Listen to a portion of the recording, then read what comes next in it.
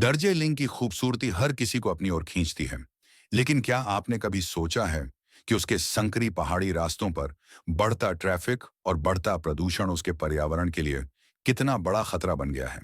यहाँ बढ़ती डीजल गाड़ियों की आवाजाही न सिर्फ हवा को गंदी कर रही है, बल्कि बढ़ती कीमतों और भीड़भाड़ ने लोगों की रोजमर्रा की जिंदगी भी मुश्किल बना दी है। ऐसे में सवाल ये है, क्या दार्जिलिंग अपने पुराने रास्तों और वाहनों के जंजाल से बाहर निकल सकता है? और अगर हाँ, तो कैसे? दार्जिलिंग, जो कि भारत के पश्चिम बंगाल में हिमालय की तलहटी में लगभग 2045 मीटर की ऊंचाई पर बसा है, अपने चाय बागानों, पुरानी ब्रिटिश वास्तुकला और माउंट कंचनजंगा के खूबसूरत नज़ारों के लिए दुनिया भर में जाना जाता है। लेकिन इस खूबसूरती के पीछे एक बड़ी समस्या छिपी है। यहाँ करीब 1,30,000 लोग रहते हैं और हर साल लगभग 5 लाख से ज्यादा पर्यटक आते हैं। पुरानी और संकरी सड़कें, जो कभी घोड़ों और हाथ गाड़ियों के लिए बनाई गई थीं, आज भारी ट्रैफिक के बोझ तले दब गई हैं।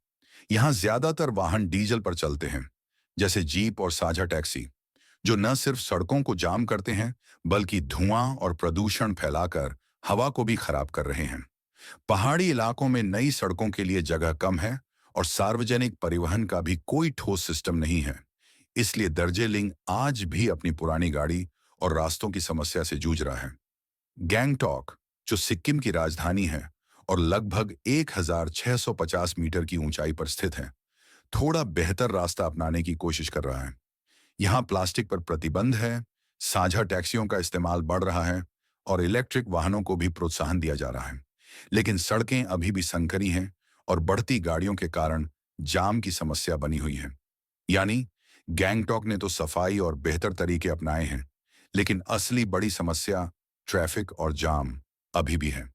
इसके उलट बोलीविया की राजधानी ला पाज पूरी तरह से अलग कहानी है। 2014 में ला पाज ने पहाड़ी शहरों के लिए सार्वजनिक परिवहन की परिभाषा ही बदल दी। तीव्र ट्रैफिक, ऊबड़-खाबड़ भूभाग और भीड़-भाड़ वाली सड़कों से जूझते हुए बोलीविया की प्रशासनिक राजधानी ने शुरू किया मी टेलीफेरिको, एक शहरी केबल कार सिस्टम, जिसे सिर्फ पर्यटकों के लिए नहीं, बल्कि रोजाना के यात्रियों के लिए डिजाइन किया गया था। आज यह सिस्टम दुनिया का सबसे बड़ा और सबसे ऊंचाई पर स्थित केबल कार नेटवर्क बन चुका है, जिसमें 10 लाइनें, 30 स्टेशन और कुल 33.8 किलोमीटर लंबा रूट शामिल है। पूरी तरह से बिजली से संचालित यह सिस्टम शहर की भीड़ भाड़ वाली सड़कों के ऊपर से चलता है और ला पांच को उससे भी ऊंचाई पर बसे एल आल्टो शहर से जोड़ता है, जो लगभग 4,000 मीटर की ऊंचाई पर स्थित है। यह केबल कार सिस्टम हर रोज 2 लाख से ज्यादा लोग उपयोग करते हैं, बिना धुएं के, बिना शोर के और बहुत तेजी से। पिक ओवर में हर 12 सेकंड में एक कार चलती है और जिन रास्तों पर पहले घंटों लगते थे, अब मिनटों में सफर पूरा हो जाता है। मी टेलीफेरिको अब सिर्फ एक ट्रांसपोर्ट सिस्टम नहीं रहा, बल्कि यह शहर की पहचान और गर्व का प्रतीक बन चुका है। यह बाजारों, स्कूलों, सरकारी दफ्तरों और रिहायशी इलाकों को जोड़ता है और आम नागरिकों की रोजमर्रा की जिंदगी में पूरी तरह घुल मिल गया है। लगभग करीब 40 रुपए का किराया इसे हर वर्ग के लिए सुलभ बनाता है, खासकर उन मेहनतकश लोगों के लिए जो पहले एल आल्टो से शहर तक आने जाने में घंटों जाया करते थे। जहां पहाड़ी इलाकों में पारंपरिक सड़कें बनाना मुश्किल था, वहां लापाज ने ऊंचाई को ही समाधान बना लिया और एक नया टिकाऊ मॉडल पेश किया, जो बाकी दुनिया के लिए मिसाल बन चुका है। दार्जिलिंग और लापाज दोनों ही पहाड़ी इलाके हैं, लेकिन उनका परिवहन तरीका बिल्कुल अलग है। दार्जिलिंग में पुरानी डीजल वाली गाड़ियां प्रदूषण फैलाती हैं और सड़कों को जाम कर देती हैं। गैंगटोक थोड़ी बेहतर स्थिति में है, लेकिन फिर भी सड़कों पर निर्भर है।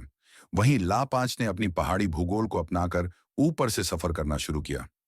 आने वाले समय में जब पहाड़ी शहर बढ़ेंगे और पर्यावरण की स्थिति और खराब होगी, तो रास्ता यही रहेगा, ऊपर की तरफ देखना, जैसे ला पांच ने किया।